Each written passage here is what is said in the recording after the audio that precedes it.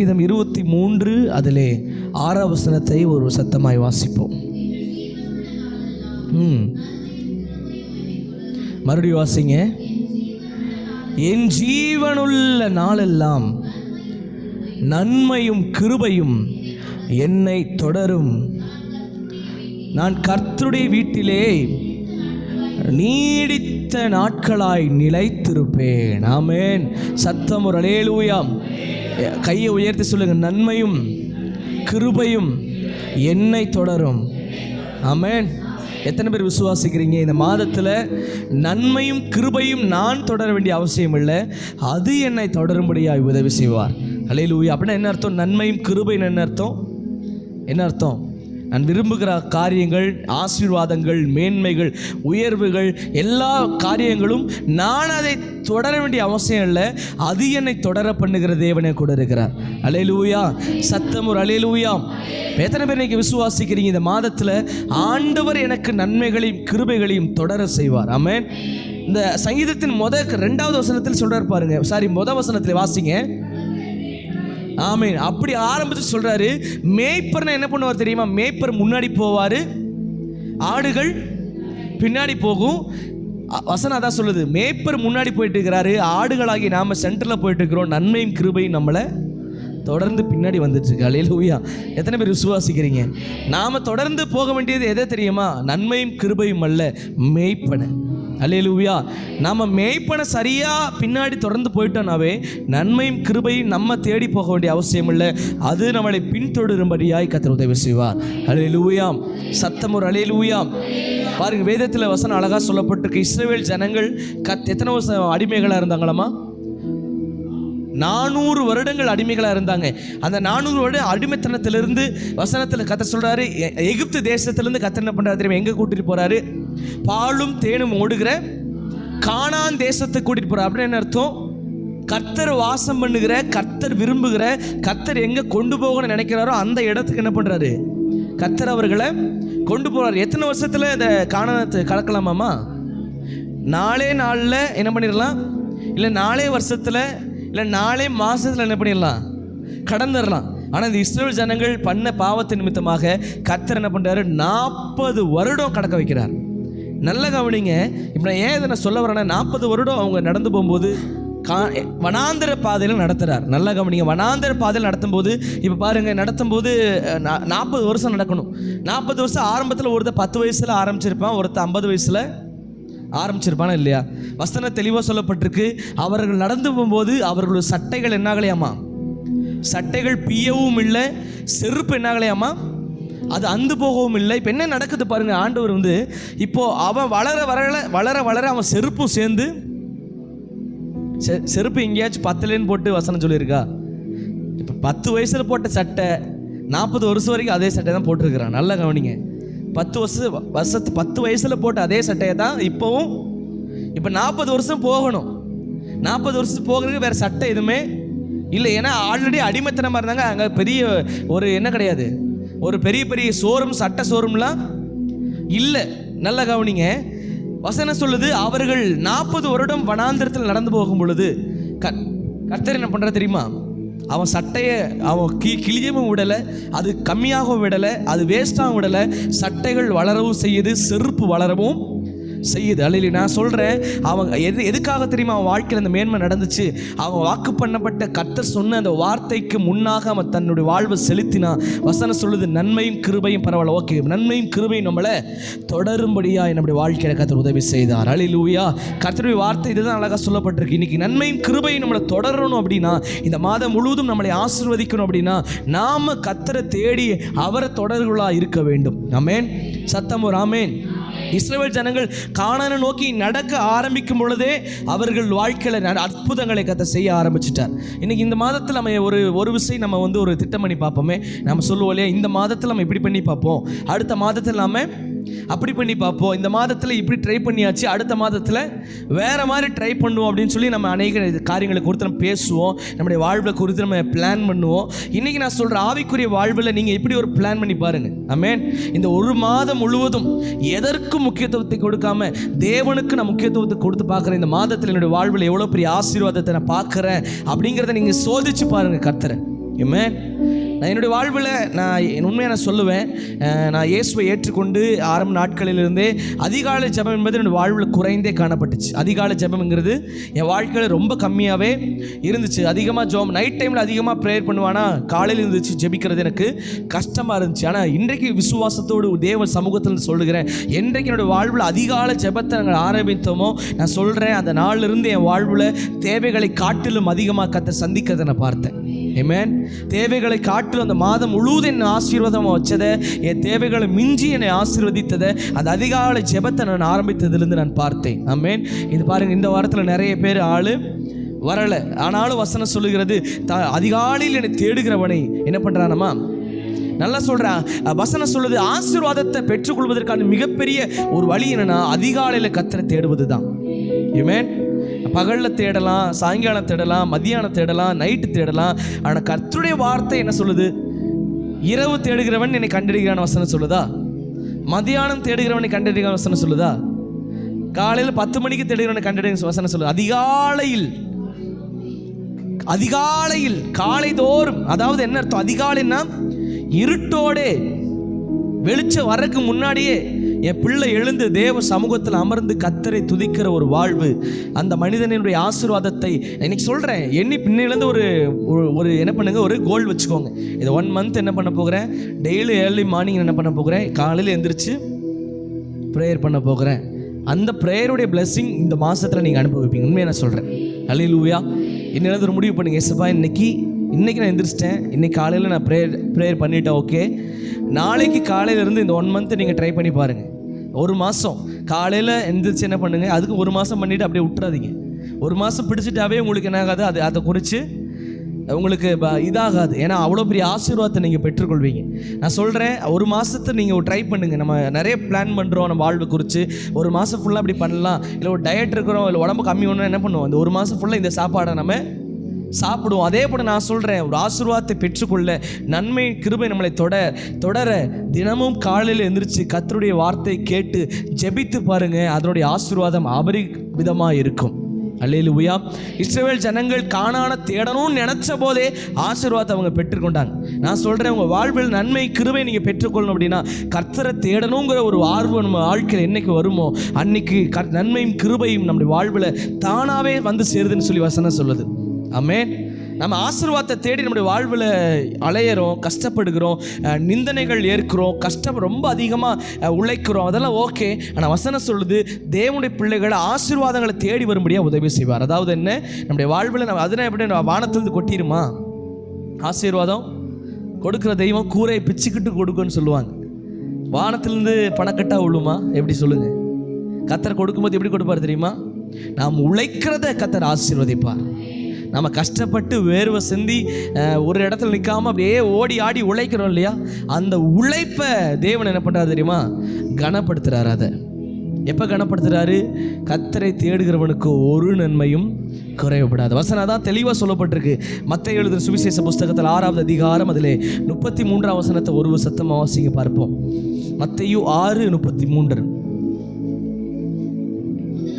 முதலாவது ராஜ்யத்தையும் நீதியும் தேடுங்கள், அப்பொழுது ஆசீர்வாதம், தேவை, வீடு, பிரச்சனை, நம்முடைய கடன் பாரம் எல்லாம் எப்போ மாறும் தெரியுமா? முதலாவது தேவனையும் அவருடைய நீதியும் தேடும்போது தான். ஆமென். அப்போ வார்த்தை அழகாக நமக்கு சொல்லுகிறது பாருங்க. நம்ம வாழ்வில் ஆசீர்வாதமாக வாழணும் அப்படின்னா முதல்ல கர்த்தரை தேடணுங்கிற ஒரு ஆர்வம், ஒரு மனப்பான்மை நம்முடைய வாழ்வில் வர வேண்டும். ஆமென். என்னுடைய வாழ்வில் என்றைக்கு நான் ஒப்பு கொடுத்தனோ அன்றையிலேருந்து நான் ஆசீர்வாதமாக இருக்கேன். ஆண்டவரே, எந்த சண்டே சர்வீஸையும் எந்த சூழ்நிலையும் என்ன பண்ண மாட்டேன், நான் மிஸ் பண்ண மாட்டேன். நான் முதல்ல நான் ஒப்பு கொடுத்தது அதுதான். ஆண்டு சமூகத்தில் வரும்போது நான் ஊழியக்காரனாக மாறினதுக்கு முன்னாடி இருந்தே நம்ம என்ன பண்ணேன், முதல்ல ஒப்பு கொடுத்த ஆண்டவரே, எந்த சூழ்நிலையிலையும் இந்த சண்டே ஆராதனை மட்டும் என்ன பண்ண மாட்டேன் ஆண்டவரே, நான் மிஸ் பண்ணவே மாட்டேன். எந்த சூழ்நிலை வரட்டும், உபத்திரம் வரட்டும், பலவீனம் வரட்டும், என்ன வரட்டும், ஃபங்க்ஷன்ஸ் வரட்டும், தேவை வரட்டும், அதிகமாக இந்த நெருக்கம் வரட்டும், நான் ஒப்பு கொடுத்த ஆண்டவரே, இந்த சண்டே சர்வீஸை மட்டும் என்றைக்கும் எந்த சூழ்நிலையிலையும் என்ன பண்ணக்கூடாது, மிஸ் பண்ணவே மாட்டேன்னு சொல்லி நான் ஒரு பொருத்தனை பண்ணினேன். கர்த்தர் அந்த மிஸ் பண்ணாதபடி என்னை நடத்தினார். ஆனால் அதற்குரிய ஆசீர்வாதங்களை நான் பெற்றுக்கொண்டேன். ஆமென். அப்போ இன்றைக்கு நான் சொல்லுகிற ஒரே ஒரு வார்த்தை என்னன்னா, முதலாவது நம்ம கர்த்தருடைய ஆசீர்வாதம் நம்மளை தேடி வரணும் அப்படின்னா நாம முதலாவது ஆர்வமாய் கர்த்தரை தேடணும். ஆமாம், அப்படி தானே?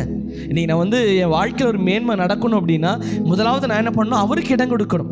அவருக்கு நான் எந்த அளவுக்கு இடம் கொடுக்க ஆரம்பிக்கிறேனோ கர்த்தர் என்னை அந்த அளவுக்கு அதிகமாக ஆசீர்வதிக்க ஆரம்பிக்கிறார். அல்லேலூயா. இன்னைக்கு பாருங்க, இன்னைக்கு ஒரு முடிவு பண்ணுங்க. இஸ்ரவேல் ஜனங்கள் ஆரம்பிக்கணும்னு நினைக்கும் போதே ஆசீர்வாதமாக வாழ்ந்தது போல இன்றைக்கும் நம்ம வாழ்க்கையில் ஆரம்பிக்க நினைப்போமானால் சாத்தான் சில போராட்டங்களை கொண்டு வருவான். ஆனால் ஆரம்பித்து தொடர்ந்து அதில் நீங்கள் பயணம் பண்ணி பாருங்க, கர்த்தர் நன்மையும் கிருபையும் நம்முடைய வாழ்வில் தொடரும்படியாக உதவி செய்வார். அல்லேலூயா.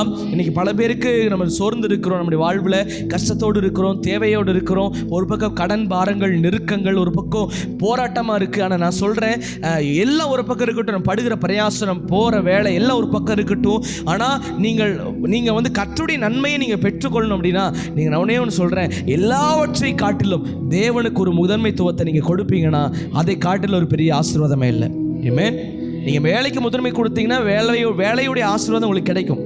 மனுஷனுக்கு முக்கியத்துவம் கொடுத்தீங்கன்னா மனுஷனுடைய ஆசீர்வாதம் உங்களுக்கு கிடைக்கும். கர்த்தருக்கு நம்ம முக்கியத்துவம் கொடுப்போம்னா கர்த்தருடைய ஆசீர்வாதம். அதான் சிம்பிள். கர்த்தருடைய ஆசீர்வாதம் எதுனா கர்த்தருக்கு நம்ம என்ன கொடுக்கணும்? இம்பார்ட்டன்ஸ் கொடுக்கணும். கர்த்தருக்கு நாம் கனம் செலுத்த வேண்டும். இஸ்ரவேல் ஜனங்கள் அது வரைக்கும் 400 வருஷம் அடிமையாக இருந்தாங்க. 40 வருஷம் வனாந்தரத்தில் நடந்து போனாங்க. நடந்து போய் எல்லா சூழ்நிலை மத்தியிலையும் அவங்க ஏதாச்சும் குறித்து கவலைப்பட்டாங்க. வசனம் சொல்லுதா? எதை குறித்து கவலைப்பட்டாங்க? ஐயோ சாப்பாடு இல்லையே, அதை குறித்து இருந்தாலும் கவலைப்பட்டாங்க. ஆனால் எதை குறித்து கவலைப்பட வேண்டிய சூழ்நிலை இருந்துச்சா? சூழ்நிலை இல்லை. ஏன்னா வசனம் சொல்லுது, வானத்திலேருந்து டெய்லி மண்ணா என்ன ஆயிரும்? வானத்திலேருந்து டெய்லி மண்ணா பொழிஞ்சிரும். சாயங்காலமான என்ன ஆயிடுது? மண்ணா காணாமல் போயிடுது. அவங்க டெய்லி ஃப்ரெஷ்ஷாக தேவ தூதர்கள் சாப்பிடுகிற மண்ணாவை சாப்பிட்டார்கள். அதுபோக அவர்களுக்கு காடை வேற ஒரு பக்கம், நல்ல ஒரு தண்ணீர் வேற ஒரு பக்கம். அவங்களுக்கு தேவையான ஒவ்வொன்றையும் கர்த்தர் என்ன பண்ணார்? விளைய பண்ணினார். பாருங்கள், எதை குறிச்சும் அவங்க என்ன பண்ணலை? கவலைப்படலை. அவங்க போய் எங்கேயோ உழைச்சாங்கன்னு வசனம் சொல்லுதா? சொல்லுங்க. இல்லை மோசே போய் ஏதாச்சும் நிலத்தை போய் உழுது அரிசியை போட்டு விதையை போட்டு விதை விளைஞ்சு வந்துச்சுன்னு வசனம் சொல்லுது? சொல்லுங்க. எங்கே படிச்சிருக்கீங்களா? பைபிளில் வேறு ஏதாவது பைபிளில் இருக்குதா நீங்கள் படித்த வசனத்தில்? இல்லை வந்து இஸ்ரவேல் ஜனங்கள் எல்லாம் கூடி என்ன பண்ணுறாங்க? நம்ம சாப்பாட்டுக்கு என்ன பண்ணுவது? சாப்பாட்டுக்கு வழி இல்லையே, என்ன பண்ணுவோம்? நாம் உழைக்கலைன்னா எப்படி சாப்பாடு வரும்? ஓடலைன்னா எப்படி சாப்பாடு வரும் அப்படின்னு சொல்லிட்டு கவலைப்பட்டு நான் போய் என்ன பண்ணுறேன்? கொஞ்ச நாளைக்கு 1 மந்த் என்ன பண்ணுறேன்? போய் ஒரு பார்ட் டைம் ஜாப் என்ன பண்ணுறேன்? கர்த்தருடைய வழி நடத்துதலுக்கு நடத்திட்டு ஒரு பார்ட் டைம் ஜாப் பண்ணிட்டு வரேன்னு சொல்லி எங்கேயாச்சும் இஸ்ரவேல் ஜனங்கள் சொன்னாங்களா? சொல்லுங்கள். 40 வருஷம் அவங்க சோத்துக்கு பஞ்சம் இல்லை, அவங்க வாழ்க்கையில் தண்ணிக்கு பஞ்சம் இல்லை, எதுக்கும் பஞ்சம் இல்லை. வானத்திலிருந்து அதை பொழிய பண்ணுகிற கர்த்தர் அவர்களோடு இருந்தா. ஏன் தெரியுமா? அவர்கள் கர்த்தரை தேடி அவர் சித்தத்தின்படி தன்னுடைய வாழ்வை ஒப்பு கொடுத்த பொழுது அவர்கள் எதை குறித்தும் கவலைப்பட வேண்டிய சூழ்நிலைக்குள்ள கர்த்தரை ஒப்பு கொடுக்கல. அவர்கள் எல்லாத்தையும் தேவன் சந்திக்கிறவராக இருந்தார். அதுதான் வசனம் சொல்லுது, நன்மையும் கிருபையும் என்ன தொடரும். நான் அவரை தொடர்ந்தேன்னா நன்மையும் கிருபையும் என்னை தொடர ஆரம்பிக்கும். ஆமென். நான் போய் அதை தொடர வேண்டிய அவசியமே இல்லை. ஆசீர்வாதத்தை தேடி போக வேண்டிய அவசியமே இல்லை. என்னோடய தேவைகளை சந்திக்கணும்னு சொல்லி ஆண்டுகிட்டு போக வேண்டிய அவசியமே இல்லை. நான் பண்ண வேண்டியது எல்லாமே மேய்ப்பனை பின்னோக்கி செல்லணும். நன்மையும் கிருபையும் என் வீட்டை தொடர்ந்து என்னாகும்? வரும். நான் சொல்கிறேன், உலகத்தில் சொல்லுவாங்க, அதுவும் உண்மைதான். ஆனால் உழைக்காமல் முன்னேறவே முடியாது. ஆமாம் தானே? உழைக்காமல் முன்னேற முடியாதா? உழைக்காமல் முன்னேற முடியாதா? உழைக்காமல் நிச்சயமாக முன்னேறவே முடியாது. வசனம் அதான் சொல்லுது, வேலை செய்யாதவன் சாப்பிடவே கூடாதுன்னு சொல்லி வசனம். எந்த வேலையாக இருந்தாலும் சரி, இன்றைக்கி நான் ஊழியம் செய்யணும், ஊழியத்தை நான் சரியாக செய்யாமல் என்ன பண்ணக்கூடாது? சாப்பிடக்கூடாது. எந்த வேலையாக அது ஒரு வேலை தான். அல்லையில அது நம்ம கொடுக்கப்பட்டிருக்க ஒரு உன்னதமான ஒரு பொறுப்பு. ஆமென். அப்போ நான் இன்னைக்கு சொல்கிறேன், இன்னைக்கு வசனம் சொல்லுது, இஸ்ரவேல் ஜனங்கள் உழைக்காமே நல்லா சாப்பிட்டாங்க. இஸ்ரவேல் ஜனங்கள் கஷ்டப்படாமே கர்த்தர் அவர்கள் ஆசீர்வதித்தார்.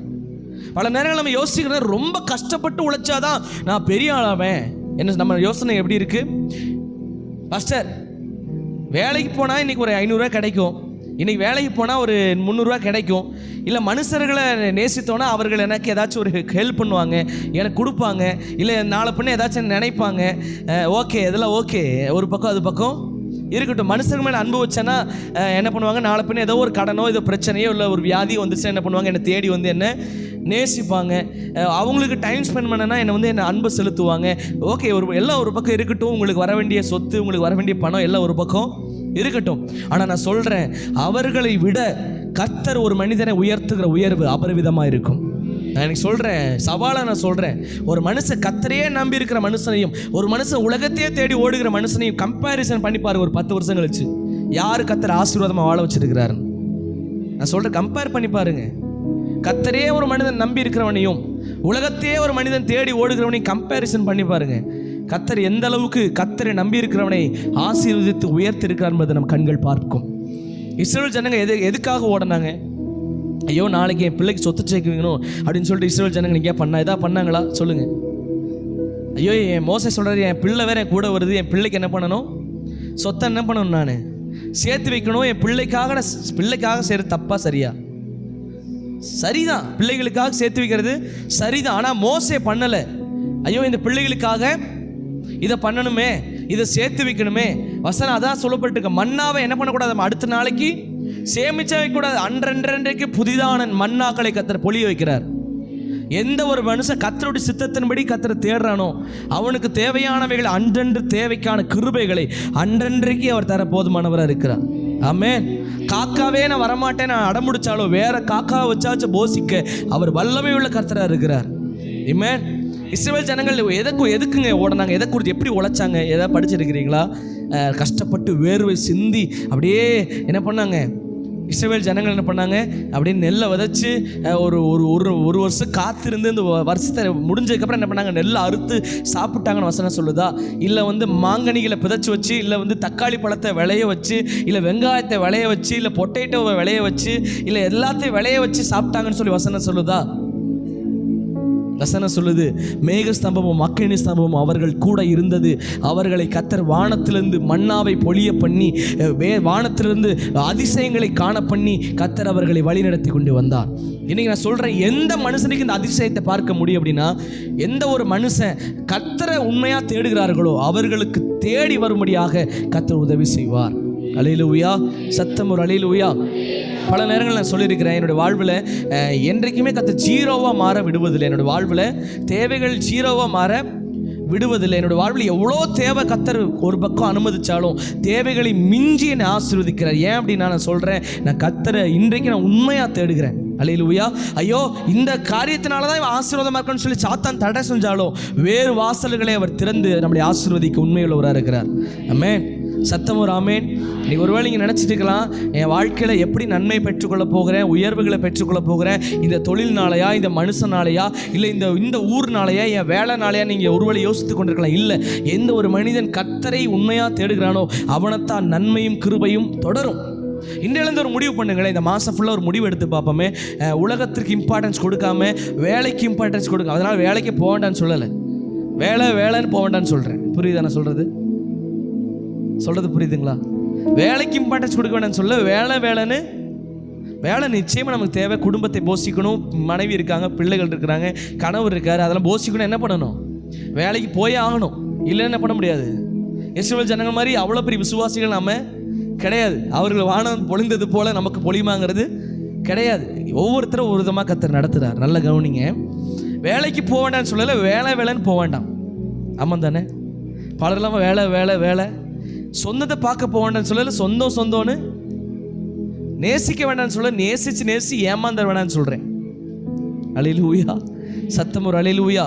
நம்ம போகிறது, நம்மளை நேசிக்கிறது எல்லாம் ஓகே. ஆனால் தேவனுக்கு கொடுக்க வேண்டிய கனத்தை நம்ம கொடுத்து நம்ம போவோம்னா, இன்றைக்கி பாருங்கள், எங்கள் சொந்தக்காரங்களாம் நிறைய பேர் ஃபங்க்ஷன்ஸ் கூப்பிடுவாங்க. கரெக்டாக சண்டே அன்றைக்கி தான் வைப்பாங்க. ரொம்ப நேசிக்கிறவங்களாக இருப்போம், ரொம்ப அன்பு செலுத்தவங்களாக இருப்போம், ரொம்ப பிடிச்சிருக்கிறோம். நாங்கள் போகலைன்னா அதுக்கப்புறம் அந்த உறவே என்ன ஆயிரும், கட்டாகிற சூழ்நிலை இருக்கும். ஆனால் நாங்கள் போவோம்னு நினைக்கிறீங்களா? இன்றைக்கி கர்த்தர் என்ன ஆசீர்வாதமாக வச்சுருக்கிறாரு, எங்கள் குடும்பத்தை ஆசீர்வாதம் வச்சுருக்கிறாரு. இன்றைக்கி நான் சொல்லுவேன், எவ்வளோ தேவை ஒரு பக்கம் இருந்தாலும் நல்லா சாப்பிட வச்சுருக்கிறார். இன்றைக்கி ஒரு பக்கம் தேவை இருக்குது. ஒரு சிலரோட வாழ்க்கையை பார்த்தோன்னா சின்ன தேவை இருந்தாலும் அப்படியே கஷ்டத்தோடு இருப்பாங்க. ஆனால் எங்கள் வாழ்க்கையில் பெரிய தேவை இருக்குது. ஆனால் வாரத்தில் 3 நாளைக்கு சிக்கன் சாப்பிட வச்சுருக்கிறார் கர்த்தர். ஆமென், ஆமென். இங்கே இல்லைனாலும் இங்கேயே ஒரு பக்கம் போய் என்ன பண்ணுவார், சாப்பிட வச்சுருவார் கர்த்தர். அதுக்கான ஒரே ஒரு காரணம் தெரியுமா? நான் சொல்கிறேன், ஆண்டவர் முக்கியத்துவப்படுத்துறதுனால தான். இன்றைக்கு எங்கள் வாழ்க்கையில் மேன்மைகளை நாங்கள் பெற்றுக்கொள்ள ஒரே ஒரு காரணம், நாங்கள் நல்லா சம்பாதிக்கிறோம், நல்ல பலனாக இருக்கிறோம், அப்படி எதுவுமே கிடையாது. கர்த்தருக்கு நான் இம்பார்ட்டன்ஸ் கொடுக்குறேன், அவர் எனக்கு இம்பார்ட்டன்ஸ் கொடுக்குறார்.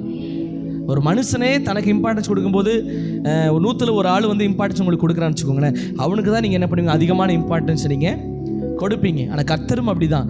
எந்த ஒரு மனிதன் என்னை கனம் பண்ணுகிறானோ நானும் அவனை கனம் பண்ணுகிறேன். அல்லேலூயா. நம்முடைய வாழ்வில் என்ன வேணால் பண்ண நமக்கு அதிகாரம் இருக்குது. நம்முடைய வாழ்வு தான், நம்ம கஷ்டப்பட்டு உழைக்கிறோம். ஆனால் வசனம் சொல்லுகிறது எல்லாம் நமக்கு தகுதியாயிராது. அப்போ நம்ம இன்றெழுந்து ஒரு முடிவு பண்ணி பார்ப்போமே, அப்பா இந்த மாதம் முழுசும் எத்தனை பத்திரிக்கை வரட்டும், எத்தனை வேலை வரட்டும், ஸ்பெஷல் கிளாஸ் கூட வரட்டும், ஸ்பெஷலான ஒர்க்கு கூட வரட்டும், அதிசயமான ஆசீர்வாதம் தருவோன்னு சொல்லட்டும், ஆனால் என் கண்ணை என்ன பண்ண மாட்டேன், உம்முடைய சமூகத்தை விட்டு விளக்க மாட்டேன். உன் சித்தத்தின்படி நான் நடக்க என்னை ஒப்பு கொடுக்குறேன்னு சொல்லி பாருங்க. நன்மையும் கிருபையும் இந்த மாதம் முழுவதும் நம்மளை தொடர்ந்து வருவதை நீங்கள் பார்க்க முடியும். அல்லேலூயா. நான் சொல்கிறேன், எல்லாவற்றையும் செய்யும் பொழுது ஆண்டவருக்கு ஒரு முக்கியத்துவத்தை கொடுத்து செஞ்சு பாருங்க. காலையில் எந்திரிக்கும் போது முதல்ல ஆண்டவருக்கு முக்கியத்துவத்தை கொடுத்துட்டு, காலையில் எந்திரிச்ச உடனே ஃபோன் எடுத்துகிட்டு என்ன பண்ணிடக்கூடாது, உடனடியே வாட்ஸ்அப்புக்குள்ளே போய் என்ன மெசேஜ் வந்திருக்கு, என்ன ஃபோன் பண்ணியிருக்காங்களா, யார் என்ன பண்ணியிருக்காங்க பார்க்கக்கூடாது. வசனம் சொல்லுது, முதலாவது தேவனுடைய ராஜ்யத்தையும் அவருடைய நீதியையும் தேடுங்கள், அப்பொழுது இவைகள் எல்லாம் உங்களுக்கு கூட கொடுக்கப்படும். அப்போ இன்றிலிருந்து ஒரு முடிவு பண்ணுங்க. அப்பா இன்றிலிருந்து இந்த மார்ச் 1ஆம் தேதியிலேருந்து காலையிலேருந்து ஒரு முடிவு பண்ணுறேன். ஃபஸ்ட்டு ப்ரையாரிட்டி உங்களுக்கு நான் என்ன பண்ண போகிறேன், கொடுக்க போகிறேன். என் வாழ்வில் முதல் முக்கியத்துவத்தை இயேசுவுக்கு நான் கொடுக்க போகிறேன்னு சொல்லி உங்கள் வாழ்வை நீங்கள் ஒப்பு கொடுப்பீங்கன்னா, வசனம் சொல்லுகிறது, நன்மையும் கிருபையும் உன்னை தொடரும், கர்த்தருடைய வீட்டில் நீங்கள் நீடித்த நாட்களாய் நிலைத்திருக்கும்படியாக உதவி செய்வார். இஸ்ரவேல் ஜனங்கள் அதுதான் பண்ணாங்க. 40 வருஷம் அடிமையாக இருந்தாங்க, 400 வருஷம் அடிமையாக இருந்தாங்க. 40 வருஷத்தில் கர்த்தருடைய சித்தத்துக்கு நேராக நம்முடைய வாழ்க்கையை ஒப்பு கொடுக்க ஆரம்பித்த பொழுதே கர்த்தர் அவர்களுடைய தேவைகள் எல்லாவற்றையும் சந்திக்க ஆரம்பித்தார். அவர்கள் எதை குறித்து கலங்கினார்கள், அவர்கள் பயப்பட்டார்கள் சொல்லி வசனம் சொல்லவே இல்லை. கர்த்தர் எல்லாவற்றையும் நேர்த்தியும் செம்மையுமா அவர்களை நடத்தின. உங்களுக்கு வேலை ஒரு பக்கம் இருக்கட்டும், எல்லாம் ஒரு பக்கம் இருக்கட்டும், கர்த்தருக்கு ஒதுக்க வேண்டிய நேரத்தை நீங்கள் என்ன பண்ணுங்க, ஒதுக்குங்க. எல்லாம் ஒரு பக்கம் இருக்கட்டும். ஆண்டவருக்காக கொடுக்க வேண்டிய ஸ்தானத்தை நீங்கள் கொடுப்பீங்கன்னா, கர்த்தர் உங்களுக்கு கொடுக்க வேண்டிய ஸ்தானத்தில் கொண்டு போய் உங்களை நிறுத்துவாராக. ஆமென். அப்போ இன்றிலிருந்து எத்தனை பேர் முடிவு பண்ண போகிறீங்க, ஏசப்பா இன்னைக்கு உண்மையுமே உங்களுக்கு கொடுக்க வேண்டிய ஸ்தானத்தை யாருக்குமே கொடுக்க மாட்டேன். நான் சொல்கிறேன், ஆண்டவர் ரொம்ப பொறாமை உள்ளவர்.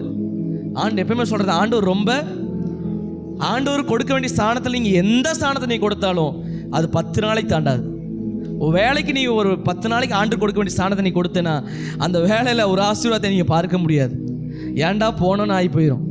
அங்கே போனீங்கன்னா உங்களை வம்புழுக்கிறதுக்குனே ஒரு ஆள் சாத்தானை போல ஒரு என்ன பண்ணுவோம், உங்களை வம்புழுக்கிறதுக்குனே இருப்பான்.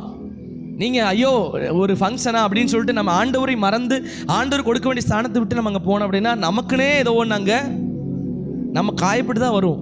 ஆண்டவர் பிள்ளைகளை பொறுத்தளவுக்கு சாத்தான் எப்படி தெரியுமா, ஒரு பக்கம் வந்து நமக்குள்ளே இல்லைனாலும் நம்மளை சுற்றி இருக்கிறான். நல்லா கவனிங்க, சாத்தானு நமக்குள்ளே இல்லை தான், ஆனால் நம்மளை சுற்றி என்ன பண்ணிருக்கிறான், எப்படா இவனை போட்டு தரலான்னு சொல்லி நம்மளை சுற்றி என்ன பண்ணிருக்கிறான். நிச்சயமா சொல்றேன், இயேசு கிறிஸ்துவுக்குள்ள சாத்தான் இல்லைனாலும் அவர் 40 நாள் உபவாசம் இருந்தார். இயேசு கிறிஸ்துவே என்ன பண்றான், சாத்தான் சோதிக்கும்படியா வரானா, நீங்களும் நானும் ஏமாத்துறோம். ஆமென். இயேசு கிறிஸ்துவே சோதிக்கும்படி அவன் வரானா, வசனம் சொல்லுது, அந்த கல்களை பார்த்து அவர் 40 நாள் உபவாசம் இருக்காருன்னு தெரிஞ்சதுக்கப்புறம் அந்த கல்லை பார்த்து அவன் சொல்றான், இந்த கல்களை அப்பமாக்கி நீங்க சாப்பிடுங்க. அடுத்து என்ன பண்றான், கீழே பார்க்க வைக்கிறான். அந்த கல் எங்க தான் இருக்குது, கீழே பார்க்க வைக்கிறான். அடுத்து என்ன பண்றான், மேலே கூட்டிட்டு போயிட்டு என்ன பண்றான், நீ தாழ கீழே என்ன பண்ணு, நீங்க குதியும், நீங்க தான் பெரிய ஆளாச்சே, உங்களுக்கு தூக்கிட்டு போறது தான் நல்ல தேவ தூதர்கள் வரான்னு சொல்லி கீழே மறுபடியும் பார்க்க வைக்கிறான். மறுபடியும் என்ன பண்றான், நீ என்னை பணிந்து கொண்டினா இந்த உலகத்தில் இருக்க எல்லா ஆசீர்வாதத்தையும் உங்களுக்கு கொடுப்பேன். பாருங்க, பிசாசை பொறுத்தளவுக்கு எப்படி தெரியுமா, கீழே மட்டும்தான் காமிச்சுக்கிட்டே இருப்பானே தவிர மேலே கொடுக்க மாட்டான். ஆனால் ஆண்டவர் எப்படி தெரியுமா, மேலேயே காமிச்சுக்கிட்டு இருப்பார், ஆனால் கீழே எல்லாத்தையும் கொடுத்துருவார். எத்தனை பேருக்கு நான் சொல்றது புரியுது? மேலேயே கத்தரை தேடுகிறது போலவே ஜபம் ஆவிக்குரிய வாழ்க்கை கத்தரை தேடுறது போலயே இருக்கும். ஆனால் கீழே உலகத்துப்புறமான ஆசீர்வாதத்தை எல்லாத்தையும் கொடுத்துருவார். ஆனால் சாத்தான் எப்படி தெரியுமா, கீழே எல்லாத்தையும் கொடுத்துருவான், ஆசீர்வாதம் மேன்மையெல்லாம் கொடுத்துருவான், ஆனால் பரலோகம் விடவே மாட்டான். இப்போ பரலோகத்துக்குரிய மேன்மை காரியங்கள் இங்கே தேடுவீங்கன்னா கீழே பூமிக்குரிய காரியங்கள் உங்களை தேடி வரும்படியா கர்த்தர் உதவி செய்வார். அல்லேலூயா. அப்போ ஒரு முடிவெடுங்க, ஆண்டவரே பரலோகத்தினை தேடுவேனா, பூமிக்குரிய ஆசீர்வாதமும் என்னை தேடும்படியா. நான் இனி தேடவே கூடாது, இனி உலகக்குரிய காரியங்களை தேடவே மாட்டேன். நான் பல நேரங்களில் சொல்லுவேன், இனி கடனே என்ன பண்ணக்கூடாது. நேற்றைக்கு கூட பாருங்கள், ஒரு பெரிய சாட்சி, என்னோடய பைக் வந்து திடீர்னு ஏதோ கோளாறு ஆயிடுச்சு. என் பைக் தான் ஏதாச்சும் சேமிப்பு ஏற்படலான்னா பைக் நேரம் செத்து போயிடும். இப்போ என்ன ஆயிடுச்சு, பைக்குடைய அந்த பண தேவைகள் வந்து கிட்டத்தட்ட 13,000 ரூபாய் பைக்குக்கு. 1 ரூபா 2 ரூபாயில் என் பைக்கு கேப்பில் எவ்வளோ தேவை, 13,000 ரூபா ஆச்சு. பாருங்கள், 13,000 ரூபாய் என் பைக் செலவு பண்ணியிருக்கிறேன், 13,000 ரூபாய் தேவை. இப்போ எல்லா தேவைக்கு சந்திச்சாச்சு. இப்போ 3,000 ரூபாய் மட்டும் எனக்கு இப்போ என்ன இருக்குது, தேவை, 3000 ரூபாய் எனக்கு தேவை. இப்போ என்னென்னா எனக்கு யோசனை வருது, யார்கிட்ட கடன் வாங்கலாம், யார்கிட்ட கேட்கலாம், என்னுடைய ஒய்ஃபோட அண்ணன்ட்ட கேட்கலாமா, இல்லை அவங்ககிட்ட கேட்கலாமா, இவங்ககிட்ட கேட்கலாமா. ஆனால் சில பேர்கிட்ட கேட்டுட்டோம், எல்லா வாசல்களும் க்ளோஸ், எல்லா வாசலும் க்ளோஸ். அப்புறம் தான் எங்களுக்குள்ள ஒரு எண்ணம் வந்துச்சு. எங்கள் வீட்டில் என்ன பண்ணுவோம், அந்த சேர்த்து வச்சுருந்த காசு இருந்தது எங்களுக்கே ஞாபகம் இல்லை. அப்புறம் தான் திடீர்னு எங்களுக்குள்ள உணர்வு வந்துச்சு, இந்த ஒரு பணம் நம்மக்கிட்ட தான் இருக்குதே, இதை எடுத்து போட்டுட்டு அப்புறமா என்ன பண்ணிடலாம், இதில் போட்டுடலான்னு சொல்லி எண்ணத்தை கர்த்தர் எங்களுக்கு கொடுத்தேன். நான் சொல்கிறேன், என் வாழ்வில் என்றைக்கு நான் அந்த கடன் வாங்கக்கூடாதுன்னு முடிவு செஞ்சனோ, அந்த முடிவை எடுத்ததுக்கு அப்புறம் கர்த்தர் எங்களை ஆச்சரியமாக கடன் வாங்காதபடி நடத்துறதை நாங்கள் பார்த்தோம். ஆமென். அப்போ இன்றைக்கி நான் சொல்கிறேன், எந்த ஒரு மனுஷன் ஆண்டவரை கெட்டியாக பிடிச்சிக்கிட்டு, ஏசப்பா நான் இனி எதை பண்ண மாட்டேன், உண்மைதான் நான் நம்பியிருக்கிறேன், கொஞ்ச நாள் தான் காத்துருங்களேன், கொஞ்ச நேரம் காத்திருப்போம். ஒரு தேவை வந்துருச்சா உடனே என்ன பண்ணிடுவோம், தேவையை சந்திப்பார் ஏசப்பா சந்திங்க ஆண்டவரேன்னு சொல்லி ஜெபம் பண்ணிட்டு அடுத்த நாளே என்ன பண்ணிடுறது, கந்திக்கு வட்டிக்காரன் வீட்டுக்கு போயிடுறது. என்ன பண்ணிடுறது, அடுத்த நாளே தேவை பணம் கொடுக்குறவங்களுக்கு ஃபோன் பண்ணிடுறது. இல்லை, wait and see the Lord. கொஞ்ச நேரம் கத்த சமூகத்தில் காத்திருப்போமே. பல நேரங்கள் நம்ம காத்திருக்கிறதா ரொம்ப கஷ்டமாக இருக்குது இல்லையா. கத்திட்ட கேட்டுருவோம், ஆனால் காத்திருக்க மாட்டோம். ஆமாம் தானே. கடன் வாங்கக்கூட முடிவு எடுத்துருவோம், ஆனால் முடிவில் நிற்க மாட்டோம். ஆனால் வசனம் சொல்லுது, எந்த ஒரு மனிதன் தான் எடுத்த முடிவில் நிற்கிறானோ கர்த்தரும் அவனை ஆசீர்வதிக்க ஆரம்பிக்கிறார். அல்லேலூயா. பாருங்கள், பல நேரங்களில் பாருங்கள், தேவை ஒரு பக்கம் இருக்கும், நெருக்க ஒரு பக்கம் இருக்கும், அதை சந்திக்கணும், அதை மாற்றணும், ஆனால் கையில் காசு இருக்காது. ஆனால் நாம் என்ன பண்ணுவோம், அந்த காசை எப்படி ரெடி பண்ணணுமோ அப்படி ரெடி பண்ணிடுவோம். ஆனால் இல்லை, wait and see the Lord. கர்த்தரிடத்துல நீ ஆசீர்வாதத்தை நீங்கள் பெற்றுக்கொள்ளணும்னா காத்திருந்து அவர் தரும் வரையும் காத்திருந்து. எப்போ வரை காத்திருக்கணும் பாஸ்டர்? திட்டு வாங்கினாலும் அவர் தர வரைக்கும். எங்கள் டீனுங்கள் தான் அநேக சொல்லுவார், வீட்டுக்கு வாடகை குடியிருந்தேன், வீட்டு வாடகை இருக்காது, ஆனால் என்ன பண்ணுவார், வீட்டு ஓனர் வந்து கேட்பாராம்மா வாடகை கொடுப்பான்னு கேட்கும்போது அவர் கையில் 10 பைசா இருக்காதாம்மா, வாடகை எப்போ தருவீங்க அப்படின்னு சொல்லும்போது வரும்போது தருவேன் அப்படின்னு பாருங்க. என்னது வரும்போது, எப்போ வரும்னு சொல்லும்போது தரும்போது வரும். ஆனால் பாருங்க, அந்த மனுஷனை கடைசி வரைக்கும் அந்த வீட்டு வாடகையே கொடுக்காத அளவுக்கு கர்த்தர் வாழ வச்சார். கடைசியில் இந்த வீட்டை விட்டு வெளியே வரும்போது தான் மொத்த வாடகையும் செட்டில் பண்ணிட்டு, ஒரு வீட்டு ஓனர் அப்படி விடுவாங்களா? ஆனால் கர்த்தர் நினைச்சாருன்னா அந்த காரியங்களை வாய்க்க பண்ணுவார். அல்லேலூயா. கர்த்தர் நினைச்சாருன்னா நமக்கு ஆப்போசிட்டுக்கு மனிதனுடைய எண்ணங்களை கூட மாற்றி அதை சரி நமக்கு சாதகமாக மாற்றி கொடுக்குற கர்த்தர். ஆமென். அவர் காசு வச்சுக்கிட்டு அவர் ஏமாத்தலை, இல்லாததுனால தான் என்ன பண்ணுறாரு, கர்த்தர் கொடுத்தா கொடுக்குறேன்னு சொன்னார். அவர் கொடுக்கலை, கொடுத்தா தானே கொடுக்க முடியும், கொடுத்தா தானே தர முடியும் அப்படின்னு சொல்லிட்டு அந்த வார்த்தை சொன்னார். கர்த்தர் அவரை தேடி ஆசீர்வாதங்களை கொண்டு வர ஆரம்பித்தார். இன்றைக்கு அவருக்கு நல்ல வீடு இருக்குது, சொந்த வீடு இருக்குது. இன்றைக்கி எங்கள் பைபிள் காலேஜ்லேயே அந்த பெரிய பில்டிங் இருக்குது இல்லையா, 4 மாடி, அதுக்கு எல்லாம் கன்ஸ்ட்ரக்ஷன் ஒர்க்குக்கு எல்லாத்துக்கும் பெரிய ஒரு சப்போர்ட்டிவாக இருந்த, இன்ஜினியருக்கு மேலே இருந்த அந்த டீனங்கள் தான் எங்களுக்கு என்ன பண்ணார், அந்த பெரிய ஒரு அவளை பார்த்துருக்கேன், பிரம்மாண்டமாக இருக்கும் அந்த கட்டிடங்கள். மேலே போட்டிருக்க அந்த சீட்டெல்லாம் எப்படி இருக்கும், எப்படிதான் நிற்குது, எந்த ஒரு பிடிப்பு இல்லாமல் இருக்கும். அதுக்கு எல்லாம் காரணம் எங்கள் டீனுக்கள் தான். பாருங்கள், ஒருவேளை வாடகை கொடுக்க வழி இல்லாதவரை கர்த்தர் ஆசீர்வதித்து இன்றைக்கி கர்த்தர் உயர்த்தி இருக்காருன்னா, இன்றைக்கி உங்களையும் என்னையும் அவர் உயர்த்த போதுமானவராக இருக்கிறார். ஆமாம் தானே. அப்போ இன்றைக்கி அவரால் முடியும், நான் நம்பணும். என்ன அவரால் ஆசீர்வதிக்க முடியும், உலகத்தால் முடியாது, மனுஷனால் முடியாதது அவர் எனக்காக செய்வாருங்கிற விசுவாசம் நம்ம வாழ்க்கையில் இருக்கும் அப்படின்னா நிச்சயமாக நம்ம பிளஸிங்ஸை நம்ம சுதந்திரிக்க வேண்டியதில்லை. அது என்ன தேடி வந்து என் வீட்டுக்குள்ளே கதவை தட்டி உட்காரும். நான் தேட வேண்டிய அவசியம் இல்லை, நான் தேட வேண்டியது கர்த்தரை, ஆசீர்வாதத்தை நான் தேட வேண்டாம், அது என்னை தேடி வரும்படியாக கர்த்தர் உதவி செய்வார். இப்போ கையை உயர்த்தி சொல்லுங்க, நன்மையும் கிருபையும் என்ன தொடரும். நான் தொடர வேண்டியதில்லை, நான் தேட வேண்டியது இயேசுவை, நான் தேட வேண்டியது மேய்ப்பனை. மேய்ப்பன் எனக்கு முன்னாடி செல்லுவார், ஆடுகளாகி நான் அவரை பின்னோக்கி செல்லுவேன். அவர் போகிற இடத்துல எல்லாம் நன்மையும் கிருபையும் அவரோடு கூடவே வரும். நான் முன்னாடி போகிறதுனால அந்த நன்மை கிருபையும் எனக்குரியதாக மாறுது, எனக்குரியதாக மாறுது. ஹல்லேலூயா, ஹல்லேலூயா. நம்ம இருக்கிற இடத்துல முழங்கால் படியிட்டு கண்களை மூடி இன்னைக்கு ஜெபம் பண்ண போகிறோம். ஆண்டவர் வார்த்தை சொல்லுகிறது, நன்மையும் கிருபையும் உன்னை தொடரும்படியாய் நான் செய்வேன். உன்னை அந்த நன்மை கிருபையும் தொடரும் மகனே, உன்னை அந்த நன்மையும் கிருபையும் தொடரும். நீ கர்த்தருடைய வீட்டிலே நீடித்த நாட்களாய் நிலைத்திருப்பாய். எப்போ தெரியுமா, நாம ஆண்டவரை தேட வேண்டும் என்கிற ஒரு எண்ணத்தை நம்ம வாழ்க்கையில் கொண்டு வர வேண்டும். வசனம் சொல்லுகிறது, முதலாவது தேவனுடைய ராஜ்யத்தையும் அவன் நீதியையும் நீ தேடும் பொழுது இவைகள் எல்லாம் உனக்கு கூட கொடுக்கப்படும். கூட கொடுக்கப்படுவதற்காக ஓடாத தேவ பிள்ளையே, கூட கிடைக்கிற ஆசீர்வாதத்துக்காக ஓடாத நீ என்னை தேடுவாயானால் சகலமும் உனக்கு காலுக்கு கீழாக கொண்டு வருகிற வல்லமை படைத்த தேவனோடு கூட இருக்கிறார். நீ சொல்லுங்க, நான் தேடுவதில்லை, ஆசீர்வாதம் என்ன தேடும். கிறிஸ்துவின் ஆசீர்வாதத்தின் ரகசியங்கள் இதுதான். ஆசீர்வாதத்தை தேடுறவனுக்கு ஆசீர்வாதம் கொடுக்க மாட்டார், கர்த்தரை தேடுகிறவனுக்கு ஆசீர்வாதம் கொடுப்பார். ஆசீர்வாதத்துக்காக கர்த்தரை தேடுகிறவனை கர்த்தர் ஆசீர்வதிக்க மாட்டார்.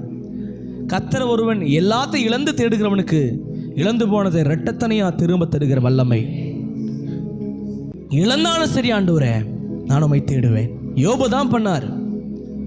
எல்லாத்தையும் இழந்த போது கூட கர்த்தரை தேடினார்.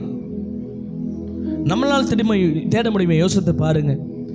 யோபு சரீரம் செத்து போச்சு, பிள்ளை செத்து போச்சு, எல்லாம் இழந்து போச்சு, ஆனாலும் கர்த்தரை தேடினார். இழந்து போனதை இரட்டத்தனையா கர்த்தர் திரும்பவும் கொடுத்தார். இன்றைக்கி நான் சொல்லுகிறேன், உங்கள் வாழ்வில் என்னத்தை இழந்து போனாலும், ஐயோ இன்றைக்கி நான் ஒரு முடிவு பண்ணிட்டேன் கர்த்தரை தேடணும்னு, ஆனால் என் வாழ்க்கை இழப்பு வந்துருச்சுன்னு சொல்லி ஒரு வேளை நீங்கள் ஃபீல் பண்ணலாம்.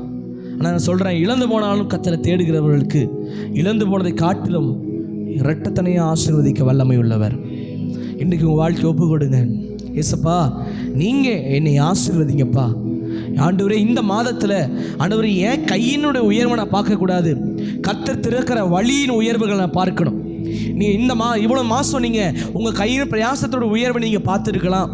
உங்கள் நண்பர்கள் கொடுத்து உதவுவதை நீங்கள் பார்த்துருக்கலாம். உங்கள் தொழில்னால் கிடைச்ச ஆசீர்வாதத்தை பார்த்துருக்கலாம். ஆனால் இந்த மாதத்தில் கர்த்தர் உங்களை ஆசீர்வதிக்கிற ஆசீர்வாதத்தை காண்பீங்க. கர்த்தர் உங்களை உயர்த்துகிற உயர்வை காண்பீங்க. கர்த்தர் உங்கள் தேவைகளை சந்திக்கிறதை காண்பீங்க. கர்த்தர் உங்களை ஆசீர்வாதமாக வாழ வைக்கிறதை காண்பீங்க. கர்த்தர் உங்களை மேன்மையாக்குவதை காண்பீங்க.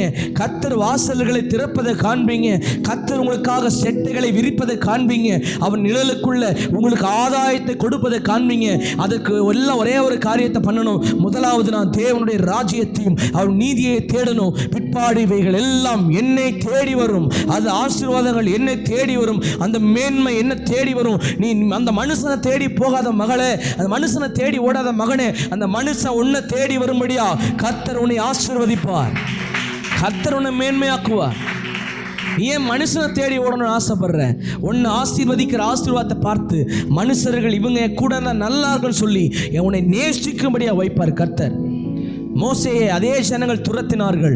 ஆனால் கர்த்தர் பாருங்க, மோசே கர்த்தரை தேடினதுனால மோசே கொண்டே ஜனங்களை கர்த்தர் நடத்த வைத்தார். நீ துரத்தப்பட்ட தேசத்தில், நீ துரத்தப்பட்ட மனிதர்கள் மத்தியில் உன்னை கீர்த்தியும் புகழ்ச்சியுமாக கர்த்தர் வாழ வைப்பார். எந்த மனுஷங்க உன்னை ஏளனமாய் பார்த்தார்களோ, ஒரு குப்பையை போல நினைத்தார்களோ, அந்த குப்பைகள் எடுத்து தான் கோபுரத்தில் உயர்த்துவார். இன்றைக்கு ஒரு விசையாய் கர்த்தர் சமூகத்தில் ஒப்பு கொடுங்க. ஆண்டவரே, இந்த மாதம் முழுவதும் நன்மையும் கிருபையும் தொடரட்டும்.